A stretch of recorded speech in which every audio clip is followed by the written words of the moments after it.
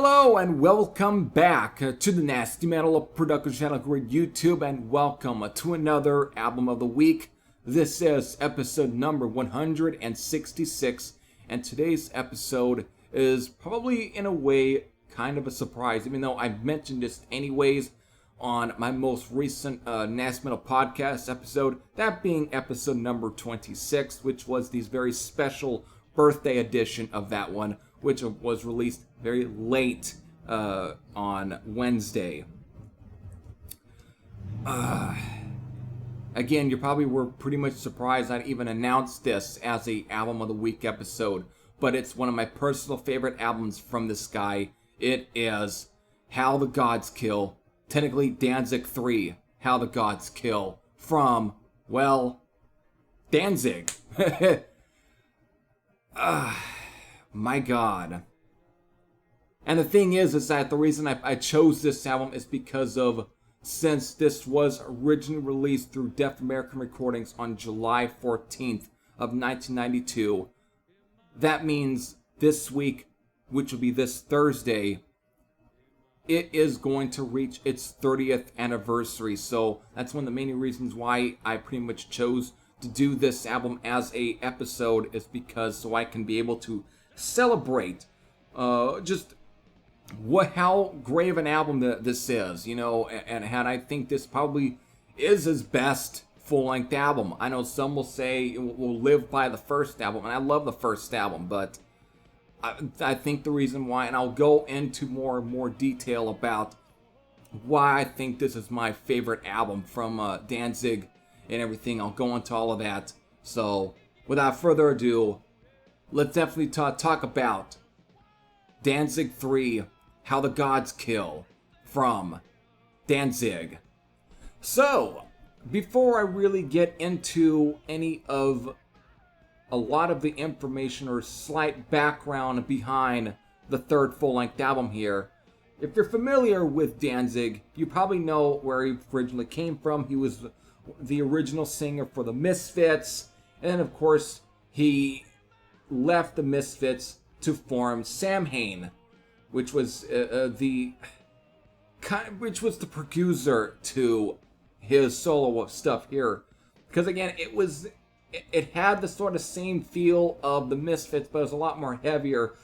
And you can tell that he's kind of leaning towards more of a metal kind of feel on his stuff with Samhain. And that's why I feel the Samhain was pretty much a precursor to, well, his stuff with Danzig. So, without further ado, I do have to kind of run through at least the background behind what would lead to him basically going solo. So I'm going to read the beginnings part on the history page of Wikipedia here, again on their Wikipedia page. And I'm just going to read through this, because it will give you some sort of information surrounding him. Again, this is only for those who may not all be that familiar with Danzig and the history surrounding the formation of just going solo and everything, So I got to at least run through a pretty brief history of Danzig. So I think that's a much better, history kind of reading here. So here we go. On July 14th of 1986, Samhain performed at the Ritz in New York in what proved to be their final show. In attendance was producer Rick Rubin, who was scouting bands to sign to this record label, Def Jam Recordings. Which, of course, again, if you're familiar with Rick Rubin, he's pretty much the one that pretty much gave Slayer their power in terms of fame and everything. He was just a pretty big part of why Slayer became a pretty big success. So, there. Just had to kind of bring all that up. So, Rubin initially expressed interest in signing only Glenn Danzig, intending to make him vocalist for a hard rock supergroup that Rubin envisioned. However, Danzig refused to sign, which I think he had every right to refuse that. He had every right to refuse such a stupid idea. So, just gonna throw in my 2 cents there. So, Danzig refused to sign unless Samhain's bassist Eerie Vaughn was also signed. In 1987, Rubin added John Christ on guitar and Chuck Biscuit, ex-Black Flag, on drums, to reflect the change in musical direction and avoid having to start anew after future lineup changes. Glenn, on Rubin's advice, changed the name of Samhain to his surname, Danzig. The first release from the band, minus Eerie Vaughn, was the song "You and Me." Less than Zero, which is a movie. Let's see, what was? I'm just bringing all this up. Oh yeah, this one. Okay, yeah, for the movie Less Than Zero. Again, for the soundtrack, and created as Glenn Danzig and the Power and Fury Orchestra. Now it's, I guess, to run through the little history around the classic era, again, from 1988 to 1993.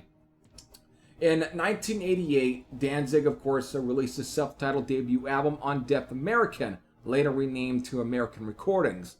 The band toured worldwide in support of the album throughout 1988 and 1989. They opened for Slayer, again, one of the other bands I just mentioned, because Rick Rubin had a really big hand in really making them pretty successful just by producing, like Rain and Blood, pretty much for a very long time. I would say probably up to Diablos or something. I mean, I know he had some involvement in Christ, maybe like Christ's Illusion and World Painted Blood, but that was probably the last time. And then I guess they pretty much parted ways, but he was a pretty big part of the production and everything for Slayer. Again, they opened for Slayer on their South of Heaven tour in North America. And of course, Metallica on their And Justice for All tour in Europe. Which, of course, that even began a lot of the friendships between the members in Metallica. And I think even also the friendship in Slayer as well. And subsequently headlined their own tour, which included support from bands.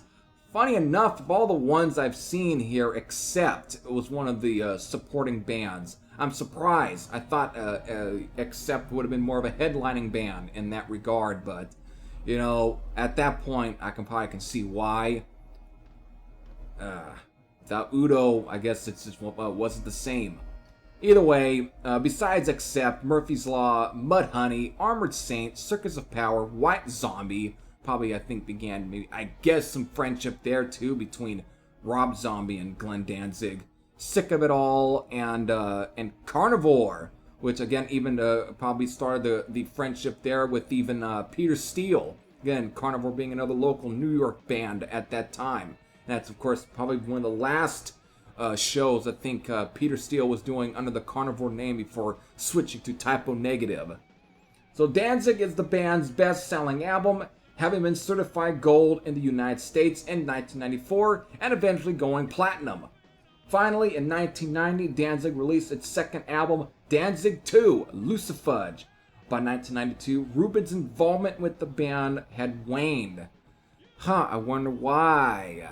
It has nothing to do with him probably doing other bands. I think it probably has more to do with the fact that, well, I don't know if I want to mention Corey Taylor on the channel, but I think they all kind of said when they worked with Rick Rubin, he would just go off, do something else. He wasn't even a part of a lot of the recording sessions. I bet he was doing that with Danzig. He did that with AC/DC on the Ballbreaker album. Wasn't even involved most of the fucking time. So there. And of course, Danzig himself took credit for co-producing the third album, which I probably can believe, actually. I can believe that. So there we go. This pretty much now finally moves into Danzig III, How the Gods Kill. So here we go. The album, of course, the whole recording session for this one took place at the record plant in Hollywood Sound Recorders from November of 1991 to April of 1992. So, when it comes to, and I'll probably, I guess, not quite go into the musical parts of some of the album, but I'll wait until I go really deep into the album. So eventually, during this time period, because I'm just going to go on a complete guessing game, Rick Rubin probably was not involved throughout most of the production job on this one, but Glenn Danzig probably took most credit for producing, even though it sounds like a Rick Rubin production. I can see him really kind of taking over here and there for the most part for the producer's chair, and really kind of evening out things in there while during the absence of Rick Rubin. All right. Now, the one thing that I do have to bring up before we go into, let's say, the track listing and, the release date and everything, we do have to go through the artwork. This is one I think, when it comes to a lot of the albums, especially from Danzig, he likes to always do some artwork. This one was a really interesting one because for this album right here, they got I would say the rights and the okay to use, of course, the artwork from H.R. Geiger, which is actually an album cover that was painted in 1976, and it was titled The Meister and Margarita, or The Master and Margarita, again, by famous late Swiss artist H.R. Geiger, best known for coming up with the design for the Xenomorph alien in, well, Alien, and of course doing the classic artwork for bands like Emerson, Lake and Palmer, and of course Celtic Frost, or even Celtic Frost, meaning how it's pronounced, for To Megatherion, and even did a lot some of the artwork as well for even Triptychon, the other Tom G. Warrior project. So he's done a lot of stuff. To bring up another little fact about H.R. Geiger, he actually was originally he was signed on originally to actually draw the designs for the original Batman mobile in the movie, the 1989 one for Tim Burton. If I recall, he was the one that was signed on to do the vehicle, and there is some of his art pieces online on the concept art behind H.R. Geiger's idea around the Batmobile, and it's a really wild looking thing. But again, this guy's done a whole lot of stuff, and again, great artist, though. But again, it was named after I'm probably going to butcher all of this, the Mikhail Bulgakov's novel, The Master and Margarita. So, for the album cover, Geiger modified the original painting slightly, covering the Master's erect penis with a dagger bearing his interpretation of the Danzig skull symbol. Geiger's version of the Danzig skull was later used on t-shirts and as used as the cover art for the Dirty Black Summer single. So, there it is. And of course, like Danzig's other 3 albums with the original lineup, this album was issued a parental advisory sticker, later complete with a strong language warning despite the total absence of profanity. In some markets, the earliest pressings were issued in a CD long box. Yes, even though that's starting to become a thing again here and there, the long box. But, yeah, which is crazy that they talk about the CD copies having the parental advisory sticker.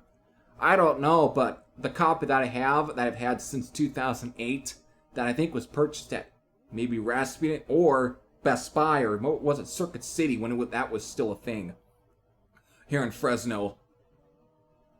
Mine didn't come with a parental advisory sticker, so mine's actually one of the rare copies that doesn't have a parental. I think that it got reissued without it because it didn't need it. There you go. So eventually this album does get released on July 14th of 1992, and so thus we get Danzig III, How the Gods Kill. So, with this album, of course with the same lineup from the previous 2, we have at least 10 songs here, and it clocks in at the length of 49 minutes and 10 seconds. That's at least as the length of when I ripped it into my computer. So, these 10 songs are, of course, starting with Godless, Anything, Bodies, the title track, of course, the aforementioned Dirty Black Summer, Left Hand Black, Heart of the Devil, Sistinas, I think I pronounced that correctly, Do You Wear the Mark, and finally ending with When the Dying Calls. So there's your 10 songs. And again, all songs were pretty much written by Glenn Danzig. So,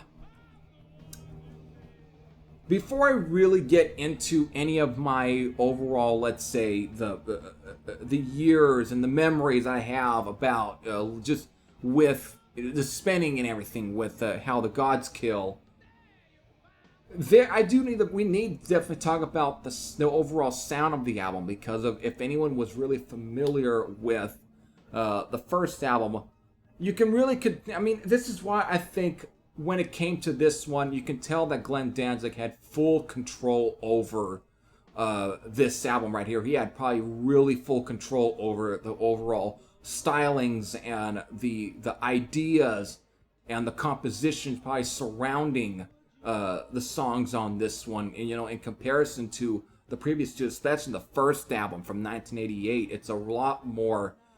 It really is at times pretty much a departure. Again, as it says on here, it was a departure from the previous Danzig albums.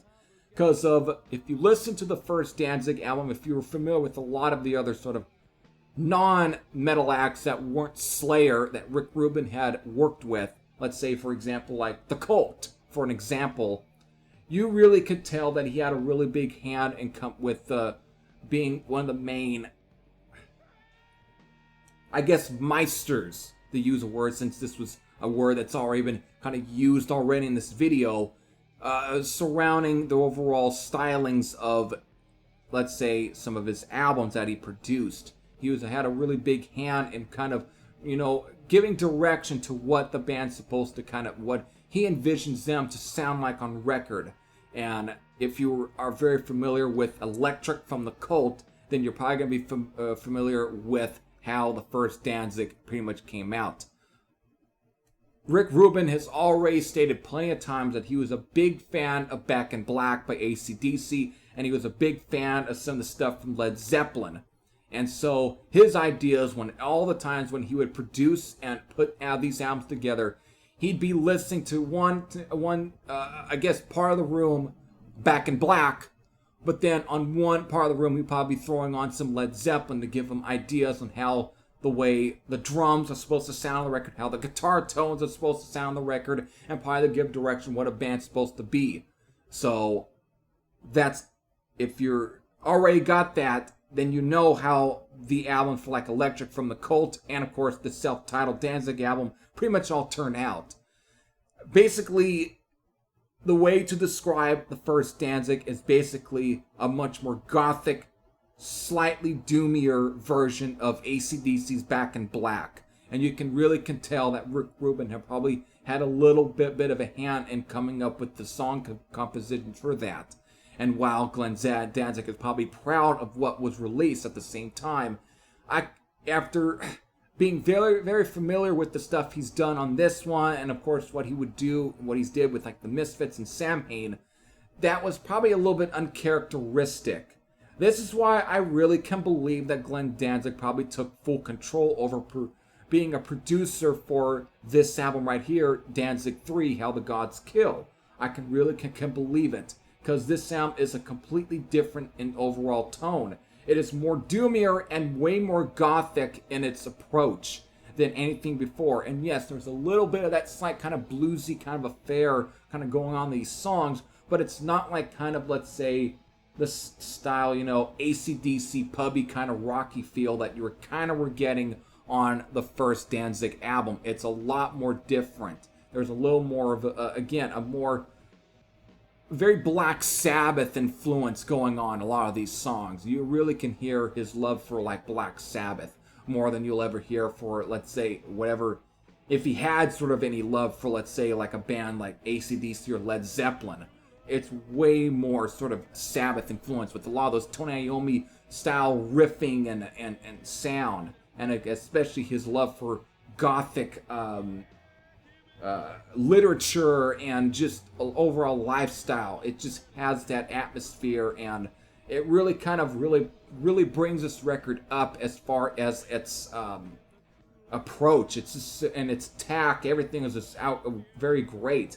According to even again bassist Eerie Vaughn, he pretty much considers the album to be Danzig's best, with the band at its peak and able to record most of the basic tracks for each song with a couple of takes.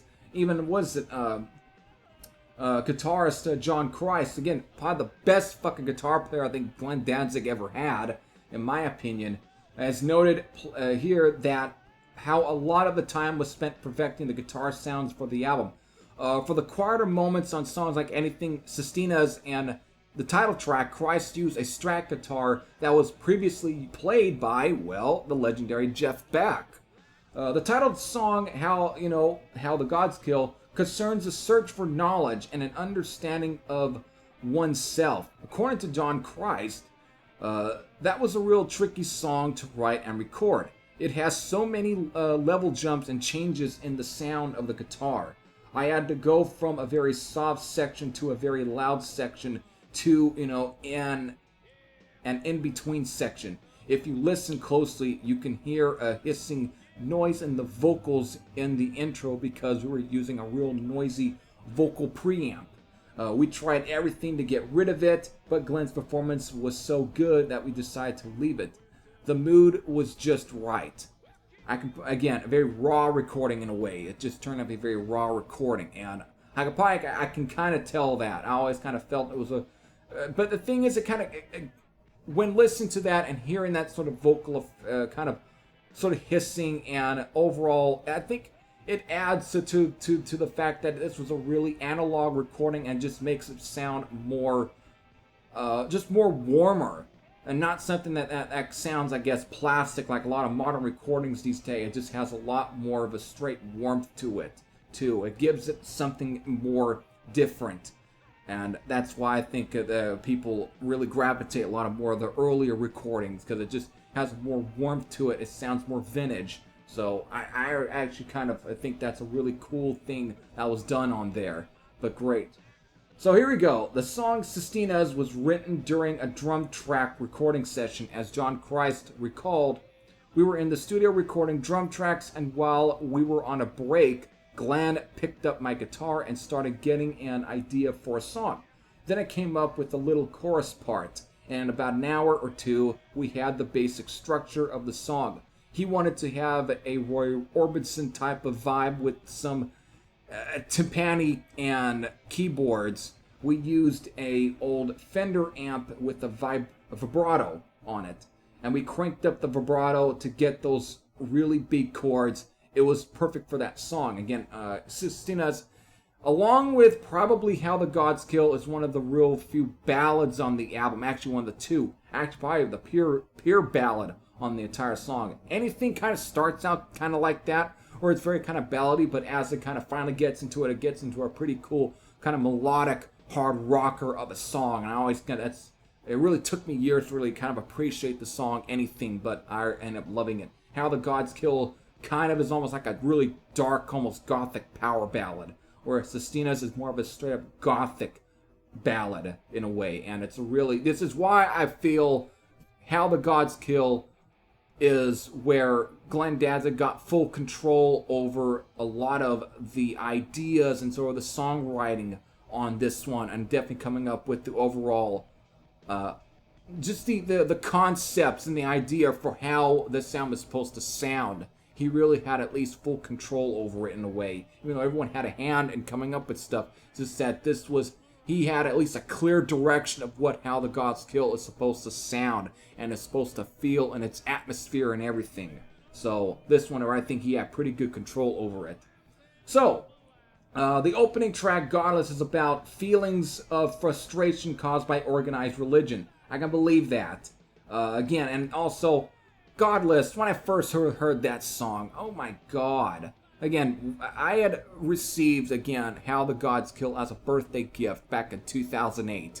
And that's why I have such a cherished memory with this one, and why I feel the way that I do, especially when I say this is probably my favorite Danzig album, is just because of the fact this was the first Danzig CD I ever received physically, and I was given on birthday and all of that.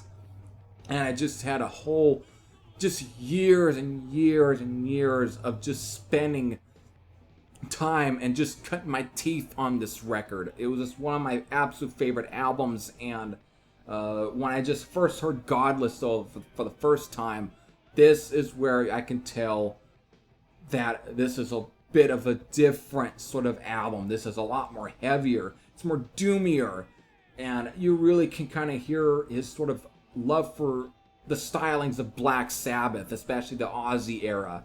And especially coming around the same time as like Dehumanizer, which really were kind of doing this kind of style again. It really kind of goes hand in hand, this one and Dehumanizer. These were some really heavy sort of doom metal albums to come out this year. And Godless, I think, is one of the crowning jewels of some of that. It's just a real doomy freaking song, and it's such a good track. Finally, we then get to a song like Heart of the Devil, which was the first song on the album to be performed live by the band during the European Lucifuge tour in 1991. Later in the same year, it was confirmed that the tracks Bodies and Do You Wear the Mark had been written for the album. Blues legend Willie Dixon had agreed to guest on the track Heart of the Devil, but died before the recording sessions was scheduled. There's actually a old Headbangers Ball interview with, of course, Glenn Danzig and I think it was Ricky Rackman, because again, Glenn Danzig would kind of, I guess, mess around and would give at least Ricky Rackman a pretty hard time here and there whenever Glenn Danzig was a guest on the Headbangers Ball show in the early 90s. But I do remember him actually talking about that, and it was a really kind of interesting story. So it's just kind of something, again, according to Glenn Danzig, he actually had, it was almost, I guess, a starstruck kind of moment. He almost was he couldn't get over the fact that he was standing in the same room and playing along, with Willie Dixon, and that the fact that he couldn't believe that he was going to ask that he had asked him to do it, and finally, and the fact that Willie Dixon actually agreed, he was just like he couldn't believe it. But the fact that I think that he had died before recording, I think, was a little bit of I guess you could say maybe a slight blow, but at the same time, Willie Dixon was pretty old during that period anyways. He had gotten old. But it's just a really kind of cool, fun fact to kind of hear about and everything. But it was great. Pretty cool. The avant-garde metal band Lux Occulta recorded a cover of the song, whatever. Yeah, I don't care. The tracks How the Gods Kill and Dirty Black Summer became popular and remained a permanent fixture in the band's set list. So there's definitely, I pretty much ran through as much of the overall, I guess, basis and some of the ideas and the inspirations, behind some of the songs on here. But I guess I can run through some of the music videos, which there were music videos that were released for both How the Gods Kill, Dirty Black Summer, Bodies, which is pretty much just the band pretty much jamming in a little small room, and of course Sistina's. Glenn Danzig directed all videos, aside from Dirty Black Summer, which was directed by Anton Corbin. A live performance of the song Left Hand Black has also been released. The How the Gods Kill music video appeared on Beavis and Butthead in an episode Scientific Stuff. All music videos from the album are featured on Danzig's Archives de la Morta DVD.